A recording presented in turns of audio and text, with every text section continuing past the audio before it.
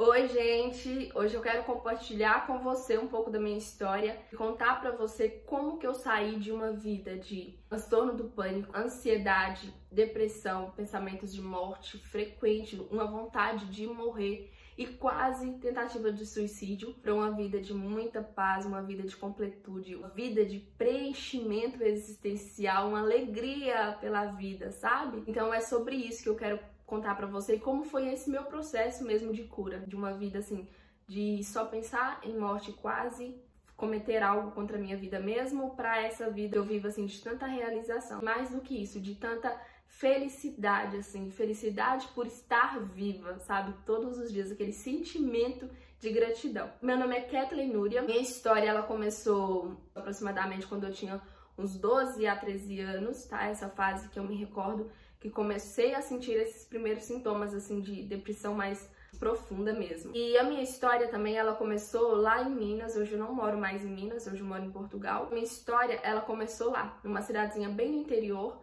Primeira coisa que eu preciso te falar é que, assim, quando a gente pensa e fala em depressão, as pessoas tendem a confundir depressão com espiritualidade. Porque na cabeça de muitas pessoas, estar depressiva é falta de fé. Não sei como vai ser a sua percepção em relação a isso quando eu terminar esse vídeo, mas eu cresci dentro de uma igreja, assim, eu cresci dentro das coisas da igreja e eu sempre gostei muito de participar das coisas da igreja. Então eu não entendo hoje que foi uma falta de fé. Mas, no entanto, também, o Deus pregado nas religiões é aquele Deus distante, né? Aquele Deus, assim, que ele tá um pouco distante da gente, que a gente é pecador e não merece nunca ser amado, mas ainda ele nos ama. Então, assim, é um Deus que eu cresci conhecendo, mas, no entanto, nem sempre sentindo. Por volta dos 12, 13 anos, a minha mãe, ela me levou no médico porque eu sentia muita arritmia e fui diagnosticada com transtorno do pânico. Síndrome do pânico, né, para alguns conhecem como síndrome do pânico. E ali, o que eu sentia? Eu sentia muita arritmia, eu tinha muito pânico de locais fechados.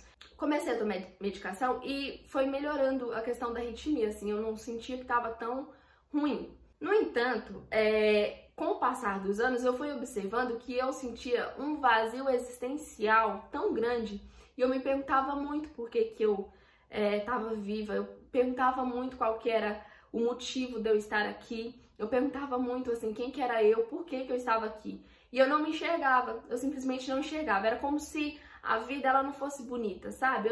Do nada, assim, como se tivesse uma venda nos meus olhos que tampasse a beleza da vida. Eu não me enxergava, eu não me via, eu não via a vida, sabe? Eu não queria estar aqui na Terra, a verdade é essa. Eu queria, de alguma forma, tirar minha vida. Com o passar do tempo, aí foi se passando os anos, então 12, 13, 14 anos, tomando medicação, passando por esses processos. E aí eu comecei a trabalhar, porque na época eu não trabalhava, só estudava, e aí eu comecei a trabalhar. Quem mora no interiorzão sabe que não tem tantas opções de trabalho, né, mais comércio. E aí eu consegui abrir-se para mim uma porta num supermercado. Aí eu comecei a trabalhar nesse supermercado e tive que trocar o meu horário de estudo, porque eu estudava de manhã e eu tive que estudar à noite para trabalhar durante o dia, e foi isso que eu fiz. E onde eu morava, o que acontecia? Às vezes tinha muita, às vezes não, tinha muita, por exemplo, pontos de droga, sabe? E como eu voltava, terminava a aula muito tarde, eu voltava andando pra casa, 40 minutos andando, a minha mãe, ela ficava muito preocupada. E aí tinha um menino que morava próximo da minha casa, e aí eu falei, nossa, eu preciso ser amiga desse menino. O que eu fiz? Eu chamei ele pra conversar, falei, olha, eu preciso da sua companhia pra eu voltar embora. E ele estava na minha sala, e aí a gente começou a ser amiga, e aí ele me acompanhava todos os dias até próximo da minha casa e ali surgiu aquela amizade. E aí quando foi um certo dia, a gente pegou férias do ano letivo, e eram as férias de julho, e eu tinha um telefone, mas eu não entendia nada que as pessoas falavam com aquele telefone, porque pensa num telefone ruim, sabe? Não entendia nada. E eu sei que ele nunca tinha me ligado, ele tinha meu número, mas nunca me ligou.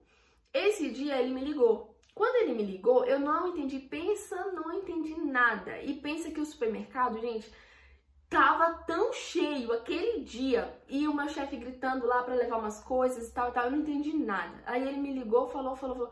Aí eu falei, olha, eu não tô entendendo nada, depois eu te retorno. E realmente eu não entendi, eu até coloquei no Viva Voz assim, mas não entendi uma palavra. E aí ele falou assim, tá bom, fica com Deus, um beijo, e desligou. Eu só entendi isso de tudo que ele disse. Minha irmã, ela é enfermeira e ela trabalhava no hospital. Quando foi à tarde, ela chegou em casa e falou pra mim assim que ele tinha tomado veneno de rato e que ele tava no hospital muito grave. Eu peguei e falei, nossa, eu preciso visitar ele, né? Porque não se sabe, assim, enfim, talvez seja até por isso que ele falou pra mim que ia fazer alguma coisa, eu não entendi nada. E aí acabou que passou o tempo, eu não fui. Nesse sábado, que foi o dia que ele tinha tomado veneno, eu não fui no domingo e não fui na segunda. Passou 3 dias ele no hospital e eu não fui. Quando foi numa terça, quarta-feira, minha irmã chegou em casa e falou pra mim assim que ele tinha melhorado, que ele ia receber alta. E aí eu falei assim, ah, beleza, então assim que ele receber alta, eu vou visitar ele na casa dele. E ele ficou mais 2 dias no hospital e ele teve uma recaída. Nessa recaída ele faleceu. Então ele ficou desde sábado e ele faleceu no outro sábado. Então foi tipo aproximadamente uma semana que ele ficou no hospital e eu não fui. E no domingo eu fui visitar ele na casa dele morto, dentro do caixão. Só que o que isso tem a ver com a minha história? Porque foi aí que começou a minha cura da depressão. Quando eu cheguei na casa dele, porque assim, eu era muito depressiva, eu me medicava e eu pensava em muitas maneiras de morrer. Só que ao mesmo tempo também eu tinha muita dó da minha mãe. Eu falava, nossa, como que eu vou trazer esse sofrimento pra minha mãe? Como que a minha mãe vai me encontrar? Então era esse pensamento que eu tinha quando eu pensava no suicídio. Então assim, como que vai ser isso, né? E aí, eu fui visitar ele, na casa dele, morto. Quando eu cheguei na casa dele, tava só ele lá em Minas, ainda a gente tinha o hábito de velar os corpos na casa, sabe? Então, tipo assim, os corpos, ele é velado na casa da pessoa. E aí, chegamos na casa dele, foi eu e minha mãe, e só tava ele na casa dele, e assim, a família toda lá fora, e só ele na sala, o corpo sendo velado. E eu entrei, quando eu olhei pra ele, assim, ele tava muito sereno, não parecia que ele tinha tirado a vida, sabe, com veneno, assim. Ele tava pleno, assim, lindo, sabe, como sempre, assim. E aí, eu olhei pra ele e eu me vi, é como se fosse eu ali dentro.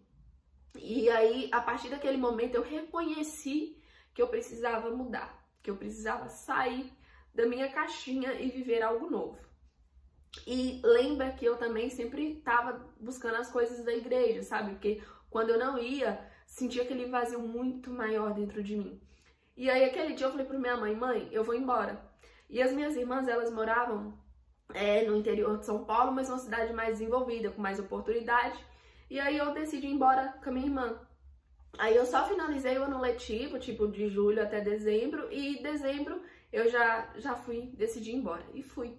Novas coisas aconteceram, né? Porque daí a gente chega num lugar diferente, tudo novo, e dá aquela respirada, sabe? Só que assim, é muito difícil a gente conseguir superar um estado se a gente não tiver uma mudança de mentalidade muito profunda, porque é uma mudança de mentalidade. E o que eu fiz? Eu mudei, recomecei, e nisso eu comecei a entrar em relacionamentos relacionamentos que não condiziam com o que eu queria, digamos assim. Por quê? Todos os relacionamentos que eu entrava é como se eu nunca fosse suficiente pra nenhum, sabe? E eu tinha uma carência que eu queria a todo custo ter uma pessoa, sabe, assim, que me enxergasse, que me olhasse. E nesses relacionamentos fui entrando em um por um. Parecia que eu nunca era suficiente pra ninguém. Isso gerava em mim um estado de rejeição muito grande. Eu olhava pra mim e eu pensava, o que há de errado comigo? E assim, era comigo, porque o que acontecia? Não queriam nada comigo e logo junto, ficando comigo, já namoravam, sabe? Era desse jeito os relacionamentos que eu tinha.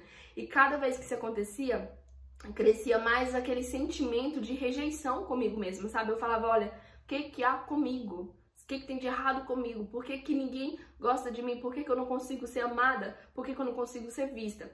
E eu vivia nesses relacionamentos. E com o passar do tempo, cada vez mais relacionamentos assim. E cada vez mais esse sentimento crescia dentro de mim. E passaram-se anos. Aí namorei com uma pessoa muito extraordinária, que realmente foi o meu primeiro e único namorado. Ficamos quase 4 anos juntos, assim. Foi uma pessoa extraordinária na minha vida, sabe? Dele eu não tenho nada assim pra falar, mas ele ficou na minha vida também o tempo assim necessário que tinha, porque foi uma pessoa mais velha que eu, uma pessoa assim que me dava muito apoio, sabe? Porque eu passei também pela fase de assédio dentro da minha própria casa. Então assim, pra superar essa fase de assédio, ele me dava apoio. Então, assim, foi uma das pessoas que eu tenho muita gratidão, sabe? Carinho mesmo assim por ele. E terminou de uma forma também linda, uma forma que tinha que ter terminado. E aí, resumindo, continuou a vida, foi se passando. Depois disso, eu conheci mais pessoas assim que me trouxe mais esse sentimento de rejeição comigo mesma. Detalhe, eu também trocava muito de trabalho, porque essa busca existencial é como se eu nunca tivesse satisfeito e contente com nada, sabe? Então, assim, eu sempre queria mudar e trocar de trabalho, mudar as coisas, enfim. Aí 2018 foi um ano assim muito bom, porque assim, eu fui fazer muitas coisas novas. Aí eu entrei num trabalho novo, porque eu terminei minha faculdade, eu fui trabalhar na escola, então eu fui dar aulas, muito contato com aluno, aprendi muito, cresci, evolui muito. E também em 2018 fui morar sozinha, porque daí minha irmã, ela casou e acabou que fui morar sozinha, sabe, pra viver minha vida. E foi onde eu aprendi muito, porque ali eu comecei a falar, tá bom, o que realmente eu gosto? Quem sou eu? O que eu gosto de fazer, sabe? E aí eu fui identificando algumas coisas em mim. E relacionamentos, aí comecei também relacionamento abusivo. E lembra que eu falei pra você que eu era aquela pessoa muito carente, que eu queria a todo custo ser amada? Gente, entrei em cada relacionamento que hoje eu olho e falo, Senhor, graças a Deus que não fluiu, sabe? Que bom que não deu certo nenhum, porque, meu Deus, não menosprezando as pessoas, sabe? Assim, porque todo mundo, assim, na essência é luz, mas eu te digo em relação ao que eu queria, sabe? E, assim, meu sonho era construir a minha família, a gente tem, né? Mulheres têm esse sonho, assim, de idealizar a família. Então, eu acredito que se eu tivesse ficado com qualquer um deles, assim, edificado família, não teria vingado, sabe? Digamos assim. Então, é nesse sentido que eu te digo. Mas tá tudo bem também, porque cada um tem o seu tempo. E o que aconteceu? Eu entrei num relacionamento que não foi tão bom, 2020, que foi o ano da pandemia, só que foi o melhor de todos. Por quê? Foi onde, assim, veio a minha cura total, sabe? Da depressão. Porque essa pessoa era uma pessoa, assim, diferente, digamos assim. De tudo que eu acreditava, a pessoa meio que fez cair por terra, principalmente voltado para a religião. Eu vou dar um ponto específico. A pessoa falava sobre, por exemplo, Deus e me dava medo. E ela falava algumas coisas da Bíblia e me dava medo. E eu tentava entender por que me dava medo. Nesse processo de tentar entender, eu comecei uma conexão profunda com Deus, sabe? Assim, de quebrantamento mesmo. Assim, eu falava, gente, como que eu nunca fiz isso? Sabe? Esses anos todos dentro da igreja, como que eu nunca peguei, assim, pra ver dessa forma? Então, começou a cair por terra o que ele falava por causa da conexão que eu me vi ali na própria palavra, sabe? Tentando mesmo entender o que ele dizia. Acabou que era um príncipe encantado, essa pessoa, assim, tipo, era uma pessoa muito que toda mulher queria, mas ainda assim eu sentia que havia alguma coisa de errado, porque era uma atmosfera pesada, assim, sabe? E eu não entendia o que tava de errado. Depois eu descobri que era essa crença, digamos assim, que batia o contrário, porque eu acredito numa coisa, sirvo uma coisa e ele acredita em outra e serve outra. Então foi por isso que deu errado. E eu passei por um momento, assim, de total relacionamento abusivo. E eu não entendia, porque depois que eu descobri tudo que eu descobri dessa pessoa, eu busquei a ajuda de um padre e eu busquei a ajuda de uma psicóloga, assim, pra conseguir superar o medo de ficar dentro da minha própria casa. Eu só não sei, assim, se a pessoa tinha matado alguém, porque do resto, tudo, assim, que quebrava princípio, essa pessoa fazia, sabe? E além do mais, a atmosfera, né, pesada, assim, de coisa suja. E eu não entendia, eu falava como que eu caí nessa situação. E nisso, eu entrei assim, acho que pra mim, de toda a história que eu vivi, foi o meu grau de depressão pior, assim, foi o pico do fundo do poço, digamos assim. Porque foi ali que eu falei, eu vou tirar da minha vida, não faz sentido eu viver mais. E não por essa pessoa, sabe? Não por isso. Mas assim, porque não tem sentido numa vida que não tem cor, uma vida que não tem brilho, uma vida que não tem leveza. Não faz sentido eu estar viva. E o mais engraçado, que eu tinha comentado isso com a minha irmã uns 2 meses, assim, antes desse dia que eu vou te contar agora. E eu tinha falado isso pra ela, a gente na praia, sentada, e a minha irmã era uma pessoa de muita luz, assim, aquela pessoa muito animada, aquela pessoa que todo mundo quer estar perto por causa da energia. E essa minha irmã, eu conversando com ela, eu falei, é como se meu corpo e minha alma tivessem desconectado. Ela falava, mas como assim, gente? Não consigo entender, olha esse mar. E a gente, em frente pro mar, assim, aquele mar lindo, sabe? Aquele dia bonito, assim, tava um pouco nublado, mas aquele dia gostoso, assim. E eu não enxergava, assim, era tanta dor em mim, que a minha vontade era de entrar no mar, assim, e tirar minha vida, sabe? E aí eu falava, meu Deus, e eu não quero mais isso, eu não quero mais viver, por que é tão ruim viver, sabe? Esse era o meu pensamento. E aí, voltando pro relacionamento, a gente voltou da praia, depois de uns 2 meses, eu descobri tudo que essa pessoa era, tudo mais, tava fazendo terapia, buscando ajuda com o padre e tudo mais. eu decidi que eu não queria mais a vida. E quando foi numa oração, apareceu pra mim uma live de um cara que eu comecei a seguir, e ele faz todo dia ele faz live, sabe? E entrou a live dele, e eu comecei, tipo, tinha começado a seguir ele, tipo, uma semana. E nessa semana, assim, entrou só um vídeo dele, sabe, da live dele, assim, que eu observei, que foi esse dia. E aí, na live, eu tava pensando assim, tipo, seria meu último dia de vida, porque eu já queria isso, eu não queria mais continuar, já tinha decidido que seria. E na minha oração, o Senhor, ele voltou a minha coluna pro lugar. Por quê? Eu tinha um desvio na coluna muito profundo, sabe? Muito grande. Quem tem desvio na coluna sabe o tanto que dói, tanto que é desconfortável. E eu tinha mesmo um desvio muito grande e grave na coluna. E eu tinha passado com um ortopedista também, tipo, poucos dias antes. Porque eu acho que no fundo a gente não quer tirar a vida, né? A gente quer tirar a dor, mas a gente quer continuar na vida. E o Senhor, ele voltou minha coluna pro lugar. Quando ele voltou a coluna pro lugar, eu te digo porque, assim, eu não sei se a cura primeiro foi física ou primeiro se a cura foi espiritual. Porque eu não consigo separar uma coisa da outra. Físico porque dói, porque eu vejo, porque eu sinto. Espiritual porque toda a depressão, o vazio, a dor, tudo que eu tinha a partir daquele momento ali foi embora. Então, assim, eu não consigo saber onde que foi a cura primeiro, sabe? Porque foi simultâneo, assim. E a partir daquele dia eu comecei a enxergar a vida com cor, assim. Eu comecei a enxergar a vida com beleza, com doçura, sabe? E leve.